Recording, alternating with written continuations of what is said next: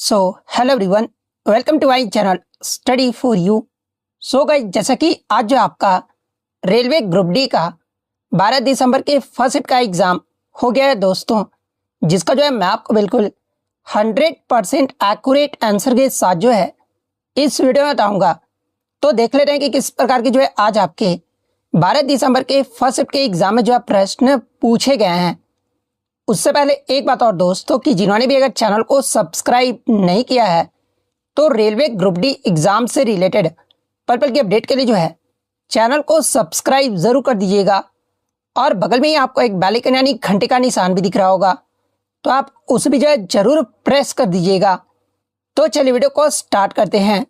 तो सबसे पहले जो है मैं कुछ कैंडिडेट्स का जो वो नाम लेना चाहता हूं, जैसे कि आपके विकास कुमार हो गए, अभिषेक कुमार हो गए, इसके अलावा VKYM सिमरा हो गए और कुमार बाबू को जो है ना ये स्पेशल थैंक्स जो वो कहना चाहता हूं। इन्होंने लगभग जो है ना 12 क्वेश्चन जो है वो टेलीग्राम पर जो वो लिख कर भेजे हैं। तो इसी प्रकार से जब भी आपका एग्जाम होता है ना, तो आप भी अपने एग्जाम में आए हुए क्वेश्चन को जो है टेलीग्राम पर जरूर भेजा कीजिए। टेलीग्राम का जो लिंक है आपको डिस्क्रिप्शन में दे दिया गया है, तो आप वहां से ज्वाइन करके जो है ना अपने एग्जाम में आए हुए क्वेश्चन को जो है आप हमसे जरूर साझा कीजिएगा।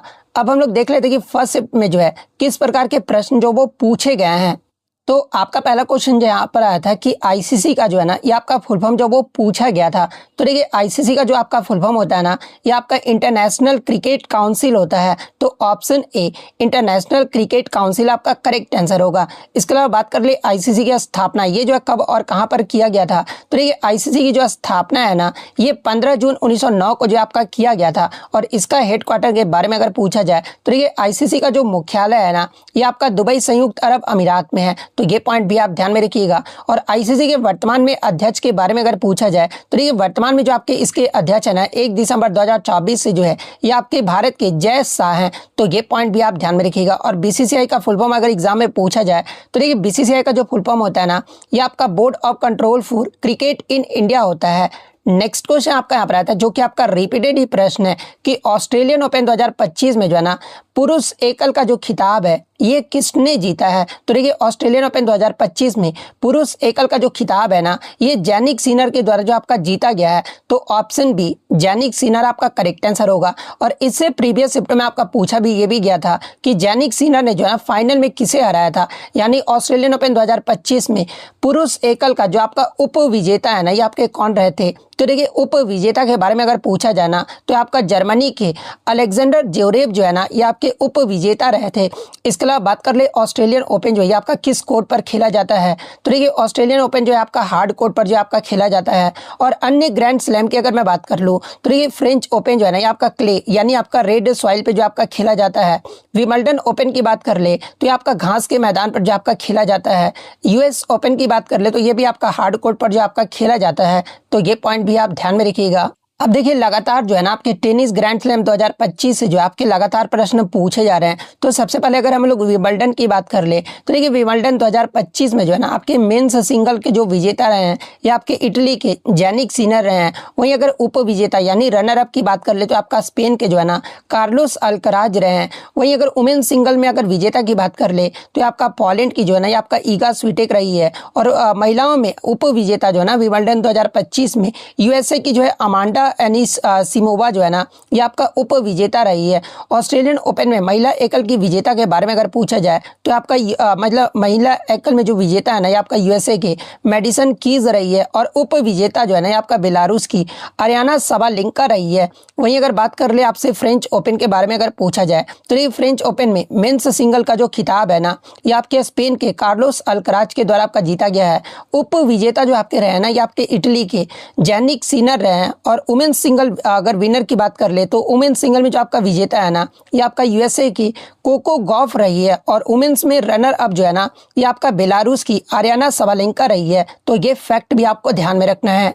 नेक्स्ट अप क्या बताते कि केंद्रीय बजट 2025-26 के अकॉर्डिंग जो है ना शिक्षा के लिए भारतीय भाषा की पुस्तकों के डिजिटलीकरण को जो लक्ष्य है ना रखने वाली योजना आपका कौन सी है, जहाँ पे इस प्रकार के 4 ऑप्शन जो वो दिए गए थे। तो ये मैं आपको बता दूं कि केंद्रीय बजट 2025-26 में भारतीय भाषा पुस्तक योजना जो है ना ये आपका मतलब कि इसकी घोषणा जो आपका किया गया था। और इस भारतीय भाषा पुस्तक योजना का जो मुख्य उद्देश्य है ना ये छात्रों के लिए जो है भारतीय भाषाओं में पुस्तकों का जो है आपका डिजिटलीकरण करना है। और इस योजना के तहत जो है ना स्कूली और उच्च शिक्षा के छात्रों को जो है ये आपका डिजिटल रूप से जो है ना शैक्षिक पुस्तकें और अध्ययन सामग्री उपलब्ध जो आपका कराया जाता है, ताकि वे अपनी मातृभाषा में जो है ना शिक्षा तक आसानी से जो आपका पहुंच सके। तो ऑप्शन में आपका भारतीय भाषा पुस्तक योजना आपका दिया गया था, तो ऑप्शन ए भारतीय भाषा पुस्तक योजना आपका करेक्ट आंसर होगा। नेक्स्ट आपका यहाँ पर आता है कि साल 2025 में जो है ना लाइफ टाइम श्रेणी में जो है शूटिंग कोच के लिए द्रोणाचार्य जो पुरस्कार है ना ये आपका किसे दिया गया। तो ये तो आपका 2024 का दिया गया था, जो मतलब कि जो कि आपका 2025 में जो है ना ये आपका दिया गया है। तो ये मैं आपको बता दूं कि टोटल आपके 5 व्यक्तियों को जो है ना आपका द्रोणाचार्य अवार्ड जो है आपका दिया गया 2024 में, और जो कि आपका 2025 में आपका दिया गया है। जिसमें अगर रेगुलर कैटेगरी की अगर मैं बात कर लूँ ना, तो ये रेगुलर कैटेगरी में पैरा शूटिंग के लिए जो है ना ये आपका श्री सुभाष राणा को आपका दिया गया है। शूटिंग के क्षेत्र में आपका जो मतलब कि द्रोणाचार्य अवार्ड है ना ये रेगुलर कैटेगरी में ये आपके मिस्टर दीपाली देशपांडे को जो आपका दिया गया है। और हॉकी के क्षेत्र में जो है ना ये संदीप सांगवान को जो आपका दिया गया है। वहीं अगर लाइफ टाइम कैटेगरी की अगर मैं बात कर लूँ तो देखिए लाइफ टाइम कैटेगरी में जो है ना ये आपका बैडमिंटन में श्री मुरलीधरन को आपका दिया गया है। फुटबॉल के क्षेत्र में जो है ना ये आपके श्री अरमांडो एग्निलो का कैलाको को जो है ना ये आपका दिया गया है। तो ये वाला तो आपका नहीं पूछा गया था, लाइव कैटेगरी वाला आपका नियमित श्रेणी वाला शायद पूछा गया था। तो नियमित श्रेणी में या तो अगर आपका शूटिंग का पूछा गया था तो मिस्टर दीपाली देशपांडे आपका करेक्ट आंसर होगा। पैरा शूटिंग अगर आपसे पूछा गया होगा तो श्री सुभाष राणा आपका करेक्ट आंसर होगा। तो इन दोनों में से आपका जो भी मतलब कि डिसिप्लिन में आपका पूछा गया होगा मैंने आपको यहाँ पर जो वो बता दिया है। नेक्स्ट आपका यहाँ था कि जवाहरलाल नेहरू स्टेडियम नई दिल्ली में आयोजित पहली फिट इंडिया कार्निवल 2025 का जो उद्घाटन है ना ये किसके द्वारा जो आपका किया गया है, जहां पे इस प्रकार के 4 ऑप्शन जो वो दिए गए थे। तो देखिए मैं आपको बता दूं कि पहली फिट इंडिया कार्निवल 2025 का जो उद्घाटन है ना ये आपके डॉक्टर मनसुख मंडाविया के द्वारा जो है आपका किया गया था, जो कि भारत के जो है ना ये आपके केंद्रीय युवा मामले और खेल मंत्री है। और इन्होंने जो आपका 16 मार्च 2025 को जो है ना नई दिल्ली के पंडित जवाहरलाल नेहरू स्टेडियम में जो है आपका मतलब कि इसका उद्घाटन जो वो किए थे। और ये जो आपका 3 दिवसीय फिटनेस और आपका वेलनेस कार्यक्रम फिट इंडिया मूवमेंट के तहत जो है ना ये आपका आयोजित किया गया था। और इसका जो उद्देश्य था ना ये भारत में स्वस्थ जीवन शैली और फिटनेस को जो आपका बढ़ावा देना था। तो option A doctor Mansukh Mandaviya आपका यहाँ पे करेक्ट आंसर होगा। इसके अलावा अगर फिट इंडिया मूवमेंट के बारे में पूछा जाए तो ये फिट इंडिया मूवमेंट का जो उद्घाटन है आपका 2019 में जो है ये आपका प्रधानमंत्री नरेंद्र मोदी के द्वारा जो आपका किया गया था। तो ये पॉइंट भी आप ध्यान में रखिएगा। इसके अलावा बात कर ले कि फिट इंडिया आइकॉन जो है ये आपका किसे बनाया गया है। तो देखिए ये जो आपका फिट इंडिया आइकन है ना ये आयुष्मान खुराना को जो आपका बनाया गया है, जो कि युवाओं को फिटनेस के लिए जो है ना ये आपके प्रेरित करते हैं। तो ये फैक्ट भी आपको ध्यान में रखना है। नेक्स्ट आपका यहाँ था कि हाल ही में सामाजिक विकास के लिए जो है ना दूसरा विश्व शिखर सम्मेलन 2025 जो है ये आपका कहाँ पर आयोजित किया गया है। तो देखिए मैं आपको बता दूं कि आपका 4 से 6 नवंबर 2025 तक जो है ना सामाजिक विकास के लिए जो दूसरा विश्व शिखर सम्मेलन है ये आपका 2025 में जो है ये आपका दोहा कतर में जो आपका आयोजित किया गया है। तो ऑप्शन ए दोहा कतर आपका करेक्ट आंसर होगा। और इसका उद्देश्य क्या रहा था इस सम्मेलन का। तो देखिए इस सम्मेलन का जो उद्देश्य है ना ये आपका 1995 के जो है कोपेनहेगन शिखर सम्मेलन के एजेंडे को जो है आपका आगे बढ़ाना, सामाजिक प्रगति को जो है आपका समानता और समावेशिता पर जो है आपका ध्यान केंद्रित करना है। और इस सम्मेलन में भारत की तरफ से जो प्रतिनिधित्व है ये किसके द्वारा जो वो किया गया था। तो आपके केंद्रीय मंत्री डॉक्टर मनसुख मंडाविया ने जो है ना भारत की ओर से जो आपका भाग लिया था। तो ये फैक्ट भी आपको ध्यान में रखना है।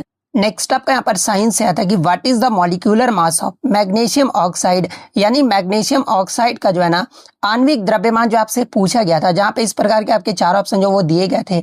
तो ये मैं आपको बता दूं कि जब भी आपका आणविक द्रव्यमान पूछा जाना तो देखिए आपका मैग्नीशियम ऑक्साइड का पूछा गया था। तो जब भी किसी का आणविक द्रव्यमान आपसे पूछा जाए यानी आपका मॉलिक्यूलर मास पूछा जाना तो दोनों तत्वों का जो परमाणु द्रव्यमान होता है ना उसको आपको जो वो प्लस किया जाता है। यहाँ पर Mg का जो परमाणु द्रव्यमान है ये कितना होता है मैग्नीशियम का, तो आपका 24 होता है। और ऑक्सीजन का कितना होता है, तो आपका 16 ग्राम होता है। तो आप इजीली से जोड़ दोगे 24 और प्लस 16 आपका कितना होता है, तो ये आपका 40 होता है। यानी मैग्नीशियम ऑक्साइड का जो आपका परमाणु आणविक द्रव्यमान जो होगा ना ये आपका 40 ग्राम पर मोल होगा। तो ऑप्शन ए 40 ग्राम पर मोल आपका करेक्ट आंसर होगा। फिर एक आपका न्यूमेरिकल आया था कि यदि उष्मा यानी हीट जो है ना आपका 64 जूल है और प्रतिरोध यानी रेजिस्टेंस जो है ना आपका 4 ओम है, तो वोल्टेज जो है ना आपसे पूछा गया था कि कितना होगा। और यहाँ पर आपका जो समय है ना ठीक हो आपका 1 सेकंड जो आपका मानना होता है, क्योंकि हीट की जो इकाई होता है ना ये आपका joule equal to watt second होता है। और इस प्रकार के जो आपके 4 ऑप्शन जो वो दिए गए थे तो ये मैं आपको बता दूं कि जब भी आपका मतलब कि हीट आपका दिया रहे, रेजिस्टेंस आपका दिया रहे और वोल्टेज आपको निकालना होना, या फिर आपका वोल्टेज दिया रहे, आपका हीट दिया रहे, रेजिस्टेंस आपका निकालना है, तो इसका फॉर्मूला आपका किस प्रकार से होता है। तो देखिए इसमें जो आपका विद्युत ऊष्मा का जो सूत्र होता है ना, ये आपका H इक्वल टू जो है V²T/R होता है, जहां पर H आपका 64 जूल आपका दिया गया है, R आपका रेजिस्टेंस यानी 4 ओम दिया गया और T आपका 1 सेकंड जो आपका दिया गया है।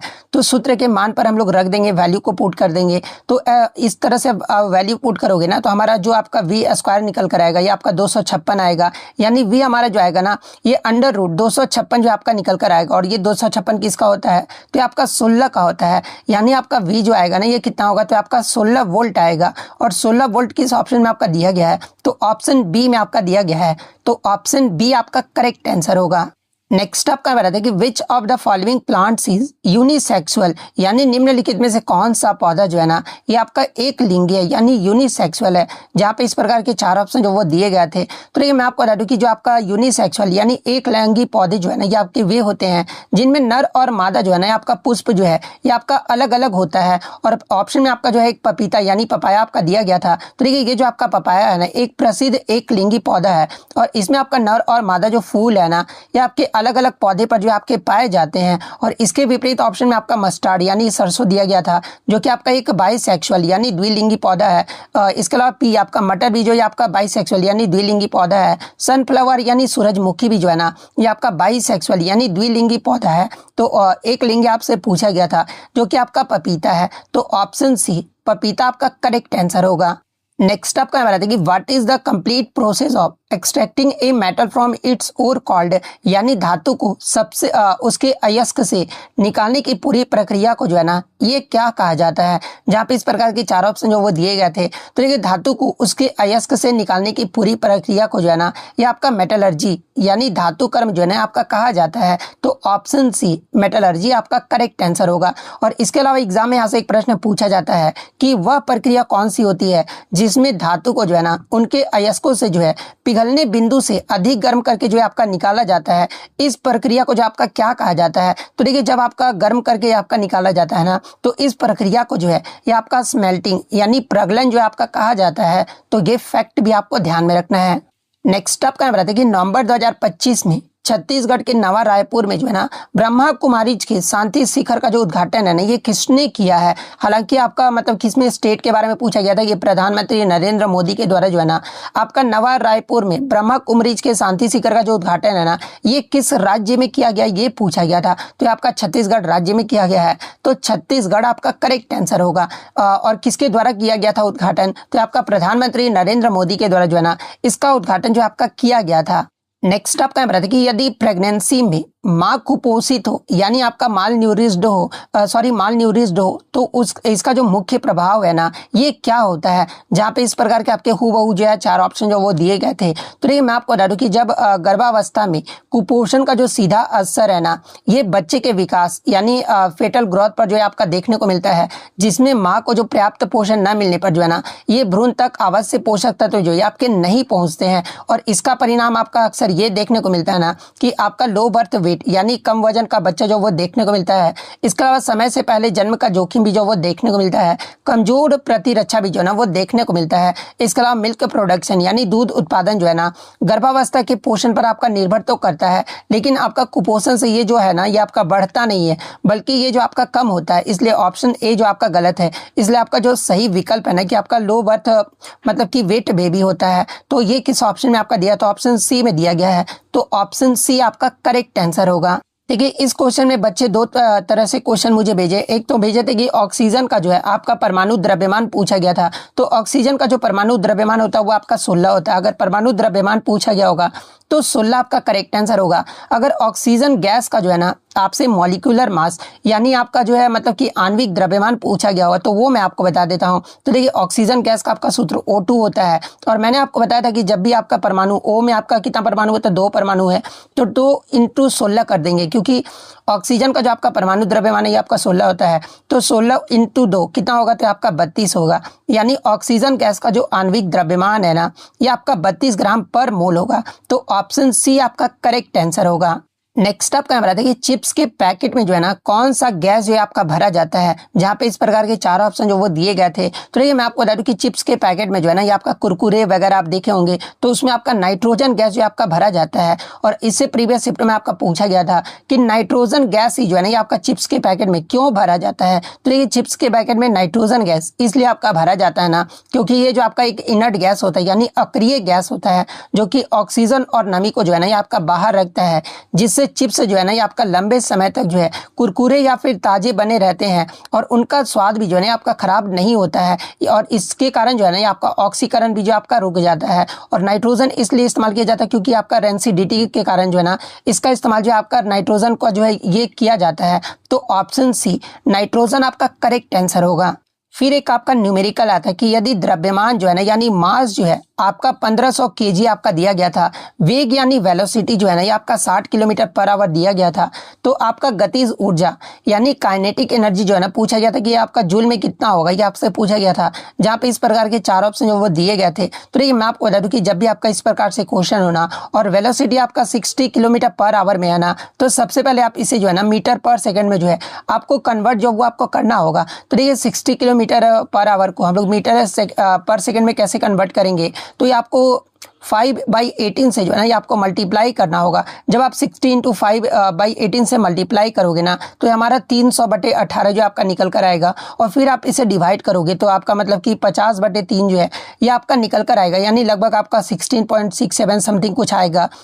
फिर आपको गतिज ऊर्जा का फॉर्मूला पता ही क्या होता है, तो काइनेटिक एनर्जी का जो फॉर्मूला ये आपका ½ mv² होता है। और अब हम लोग वैल्यू जो वो पुट कर देंगे, तो ½ × आपका मास 1500 केजी दिया गया है और आपका जो मतलब कि अभी हमने वेग आपका कितना, तो 50/3 मीटर पर सेकेंड स्क्वायर कर दोगे, तो जब आप इसे सॉल्व करोगे ना तो आपका कितना निकल कर आएगा, तो ये आपका लगभग जो है ना यहाँ पर 28,333.3 जूल जो है ये आपका निकल कर आएगा। लेकिन आपको यहाँ पर साइंटिफिक नोटेशन में जो आपको बताना था, तो देखिए साइंटिफिक नोटेशन में जो आपका आएगा ना ये आपका 2.08 × 10⁵ जूल जो है आपका निकल कर आएगा। और ये आपका किस ऑप्शन में आपका दिया गया है, तो ऑप्शन बी में आपका जो वो दिया गया है, तो ऑप्शन बी आपका यहाँ पे करेक्ट आंसर होगा।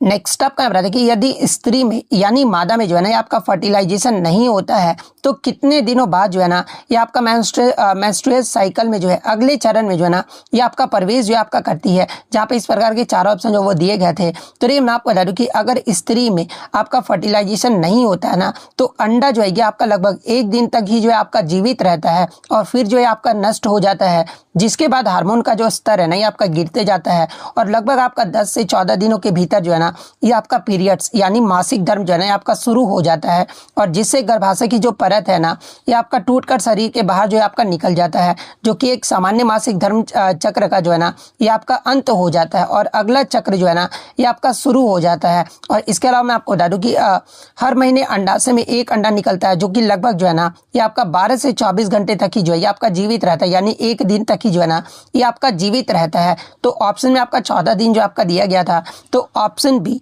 14 दिन आपका करेक्ट आंसर होगा।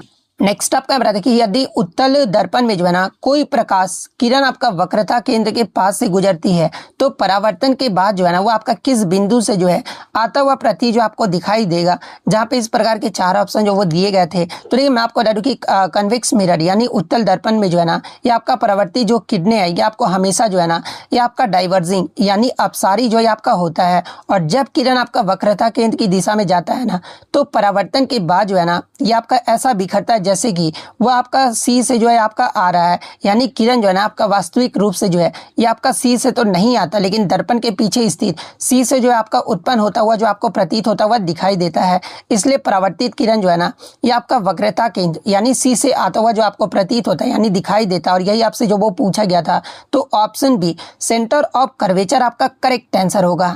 नेक्स्ट आपका बता दें कि अवतल दर्पण में वस्तु को किस स्थान पर रखने से जो प्रतिबिंब है ना ये आपका इरेक्ट यानी सीधा, मैग्नीफाइड यानी आवर्धित और इनलार्ज्ड यानी बड़ा जो है ना आपका बनता है। तो देखिए मैं आपको बता दूं कि अवतल दर्पण में यदि वस्तु को जो है ना आपका फोकस और ध्रुव के बीच आपका रखा जाता है ना, तो बनने वाला जो आपका प्रतिबिंब है ये आपका सीधा, आवर्धित और बड़ा और साथ में आपका आभासी होता है।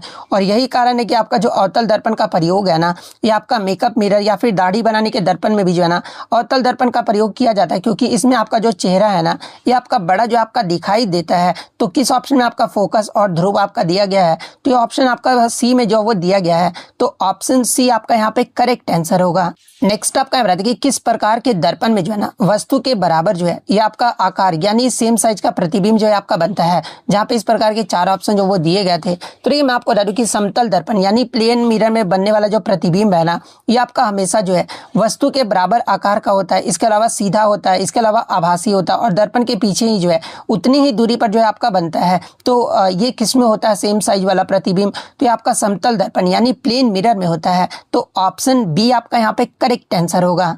नेक्स्ट आपका यहाँ बताते कि साबुन के मिसल्स बनने के बाद जो है ना साबुन अणु का कौन सा भाग जो है ये आपका जल के साथ जो आपका प्रतिक्रिया करता है, जहाँ पे इस प्रकार के 4 ऑप्शन जो वो दिए गए थे। तो देखिए मैं आपको बता दूं कि साबुन अणु के जो है ना आपके 2 भाग होते हैं। एक आपका हाइड्रोफोबिक टेल होता है जो कि पानी से भागने वाला आपका भाग होता है, और सेकंड जो होता है ना ये आपका हाइड्रोफिलिक हेड होता है, यानी पानी से आकर्षित होने वाले भाग को जो है ना ये आपका हाइड्रोफिलिक हेड जो है आपका कहा जाता है। और जब आपका मिसल्स बनते हैं ना तो आपका हाइड्रोफोबिक जो टेल होता है ना ये गंदगी या फिर तेल की ओर जो है आपका मुड़ जाता है, और हाइड्रोफिलिक हेड जो है ना ये आपका पानी के साथ प्रतिक्रिया करता है। इसलिए मिसल्स पानी में घुलकर जो है ना ये गंदगी को जो आपका हटाने में मदद करता है। इसलिए आपका जो भाग पानी से प्रतिक्रिया करता है ना वो आपका हाइड्रोफिलिक हेड है, और यही आपसे पूछा गया था। तो ऑप्शन किस ऑप्शन में आपका हाइड्रोफिलिक हेड दिया गया है, तो ऑप्शन बी में आपका दिया गया है। तो ऑप्शन बी आपका करेक्ट आंसर होगा। नेक्स्ट आपका बताइए शरीर में सूचनाओं का जो आदान प्रदान करने वाला जो आपका धागे नुमा संरचनाओं को जो है आपका क्या कहा जाता है, जहाँ पे इस प्रकार के 4 ऑप्शन जो वो दिए गए थे। तो ये मैं आपको बता दूं कि हमारे शरीर में सूचनाओं का आदान प्रदान मुख्य रूप से जो है ना ये आपका नर्वस सिस्टम यानी तंत्रिका तंत्र जो आपका करता है, जो कि आपका न्यूरॉन्स यानी तंत्रिका कोशिकाओं से जो है ना ये आपका बना होता है, जो कि आपका मस्तिष्क से शरीर के जो है ना सभी हिस्से तक विद्युत और रासायनिक संकेतों के माध्यम से जो है ना ये आपका संदेश भेजता और प्राप्त करता है, जिसे हम महसूस कर पाते हैं ना या फिर सोच पाते हैं या फिर प्रतिक्रिया कर पाते हैं। तो ये किसके कारण होता है, तो आपका नर्वस सिस्टम यानी तंत्रिका तंत्र के कारण होता है। तो ये आपका किस ऑप्शन में, तो ऑप्शन सी में दिया गया है। तो ऑप्शन सी आपका करेक्ट आंसर होगा। नेक्स्ट आपका यहाँ बताते हैं कि साउंड यानी ध्वनि जो है ना सबसे तेज और अधिक गति से किस माध्यम में जो है ना ये आपका चलता है, जहाँ पे इस प्रकार के 4 ऑप्शन जो वो दिए गए थे। तो देखिए मैं आपको बता दूं कि ध्वनि जो है ना एक आपका यांत्रिक तरंग है, और इसे चलने के लिए जो है ना माध्यम में कणों की आवश्यकता होती है, और ठोस पदार्थों में कण जो है ना ये आपके सबसे अधिक जो है क्लोजली पैक्ड होते हैं यानी अधिक सघन होते हैं। इसलिए ध्वनि जो है ना यहाँ पर सबसे तेज गति से जो आपका चलता है, और साथ में जल में आपका गति जो है ना इससे आपका कम होता है, यानी आपका ठोस से जो है कम जो है ये आपका जल में होता है, और फिर आपका वायु में जो है ना ये आपका सबसे कम होता है। और ये आपका वैक्यूम यानी निर्वात में जो है ना ध्वनि बिल्कुल भी जो है ये आपका नहीं चलती है, क्योंकि यहाँ पर कोई भी कण जो है आपके नहीं होते हैं। तो यही आपसे पूछा गया था कि ध्वनि जो है सबसे तेज और अधिक गति से जो है ना किस माध्यम में चलता है, तो आपका सॉलिड यानी ठोस माध्यम में जो आपका चलता है। तो ऑप्शन सी आपका करेक्ट आंसर होगा। एक क्वेश्चन आपका इस प्रकार से थोड़ा अधूरा टाइप का मिला था कि अगर पानी का घनत्व जो है ना 1.3 ग्राम पर सेंटीमीटर क्यूब आपका दिया गया है, तो तीनों पदार्थ का घनत्व आपका दिया गया था, और इसमें पूछा था कि कौन सा जो है ना पानी में डूबेगा। इस प्रकार का आपका क्वेश्चन देखने को मिला था। तो देखिए मैं आपको बता दूं कि जिस पदार्थ का घनत्व जो है ना 1.3 ग्राम सेंटीमीटर क्यूब से आपका ज्यादा होगा ना वो आपका पानी में डूब जाएगा, और जिसका घनत्व आपका 1.3 ग्राम सेंटीमीटर से आपका कम होगा ना वो आपका तैरेगा। और तैरेगा क्यों इसलिए आपका तैरेगा ना कि आपको दिए गए तीनों पदार्थ के घनत्व की तुलना पानी के इस घनत्व का जो है ना 1.3 ग्राम सेंटीमीटर से जो है ये आपको करना होगा, और जो भी पदार्थ इस मान से आपका ज्यादा घनत्व वाला होगा ना वो आपका डूब जाएगा। तो यही आपसे पूछा गया था कि कौन सा पानी में डूबेगा, तो इससे ज्यादा जिसका भी घनत्व होगा ना वो आपका पानी में जो आपका डूब जाएगा। तो इससे आपका ऑप्शन मतलब ज्यादा जो भी ऑप्शन दिया गया होगा ना वो आपका करेक्ट आंसर होगा। नेक्स्ट आपका बताते हैं कि कौन सा ऐसा परमानेंट टिश्यू यानी अस्थायी ऊतक जो है ना जो कि पौधे को कठोर और मजबूत जो है आपका बनाता है, जहाँ पे इस प्रकार के आपके 4 ऑप्शन जो वो दिए गए थे। तो देखिए मैं आपको बता दूं कि स्क्लेरेन्काइमा एक ऐसा आपका स्थायी ऊतक है ना जिसकी कोशिकाएं जो है ये आपका बहुत मोटी कड़ी और जो आपका लिग्निन से युक्त होता है, और ये जो आपका पौधे को जो है ना ये आपका रिजिडिटी यानी कठोरता, स्ट्रेंथ यानी मजबूती और सपोर्ट जो है आपका प्रदान करता है। तो ये किसके द्वारा प्रदान किया जाता है, तो आपका स्क्लेरेन्काइमा काइमा के द्वारा आपका प्रदान किया जाता है? तो ऑप्शन सी स्क्लेरेन काइमा आपका करेक्ट आंसर होगा। देखिए ऊतक से आपके लगातार प्रश्न जो वो पूछे जा रहे हैं। देखिए मैं आपको बता दूं कि जो आपका परमानेंट टिश्यू यानी अस्थायी ऊतक जो है ना, ये आपका पौधे को सहारा, सुरक्षा, इसके अलावा भोजन और जल पहुंचाने जैसे विशिष्ट कार्य जो है ना, ये आपका करते हैं। और ये जो आपका दो मुख्य प्रकार का होता है, एक आपका सरल ऊतक होता है, एक आपका जटिल ऊतक होता है। ये दो मुख्य प्रकार में जो है ना, ये आपके बटे हुए हैं।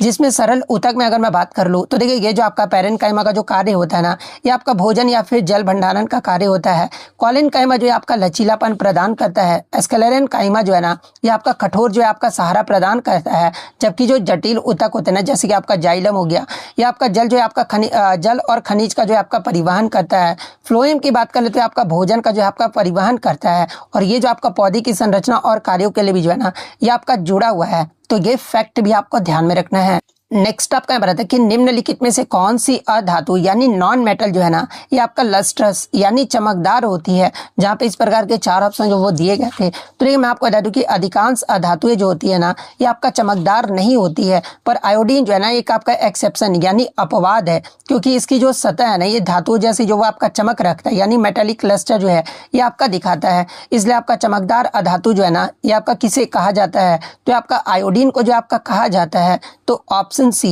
आयोडीन आपका यहाँ पे करेक्ट आंसर होगा। नेक्स्ट आपका यहाँ बताया कि पौधे की कोशिकाओं में जो है ना, माइटोकॉन्ड्रिया का प्रमुख कार्य जो आपका पूछा गया था, जहाँ पे इस प्रकार के आपके 4 ऑप्शन जो वो दिए गए थे। तो देखिए मैं आपको बता दूं कि माइटोकॉन्ड्रिया को जो है ना, ये आपका कोशिका का जो है, ये आपका पावर हाउस जो आपका कहा जाता है। क्योंकि यहीं पर जो है ना आपका एटीपी यानी एडिनोसाइन ट्राइफॉस्फेट जो कि आपका एनर्जी का जो है आपका निर्माण करता है। इसके अलावा पौधे भी जो है ना आपका रेस्पिरेशन यानी श्वसन करते हैं। और माइटोकॉन्ड्रिया में जो है ना आपका ग्लूकोज टूट का जो है ये आपका ऊर्जा जो है आपका बनता है। और ए और सी और डी आपका मतलब कि ऑप्शन गलत क्यों है? क्योंकि प्रकाश संश्लेषण जो है आपका क्लोरोप्लास्ट में होता है, माइटोकॉन्ड्रिया में आपका नहीं होता है। विकल्प सी आपका इसलिए गलत है ना कि माइटोकॉन्ड्रिया में स्वयं का डीएनए होता है। इसके अलावा क्लोरोफिल जो है ना, ये आपका क्लोरोप्लास्ट में जो है आपका बनता है। इसलिए जो सबसे सही उत्तर होगा ना कि मतलब कि माइटोकॉन्ड्रिया का जो मतलब प्रमुख कार्य ये पौधे में क्या होता है? तो ये आपका ऊर्जा उत्पादन वाला कार्य जो है आपका होता है, यानी एटीपी बनाना जो है ना, ये आपका माइटोकॉन्ड्रिया का प्रमुख कार्य है। तो ऑप्शन बी आपका यहाँ पे करेक्ट आंसर होगा। तो देखिए इसी प्रकार से जब भी आपका एग्जाम होता है ना, तो आप अपने एग्जाम के क्वेश्चन जो है टेलीग्राम पर जरूर भेजा कीजिए। जब मैं आपकी इतनी मदद कर रहा हूं तो आपका भी फर्ज बनता है ना कि आप भी मेरी मदद करो। फिर तो वीडियो पसंद आई हो तो वीडियो को लाइक जरूर कर दीजिएगा। और टेलीग्राम का लिंक आपको डिस्क्रिप्शन में दे दिया गया है, आप वहां से ज्वाइन करके जो क्वेश्चन जरूर भेजा कीजिएगा। और चैनल को अभी तक अगर आपने सब्सक्राइब नहीं किया है तो चैनल को जरूर सब्सक्राइब कर लीजिएगा। तो मिलते हैं नेक्स्ट वीडियो, तब तक thank you, all the best.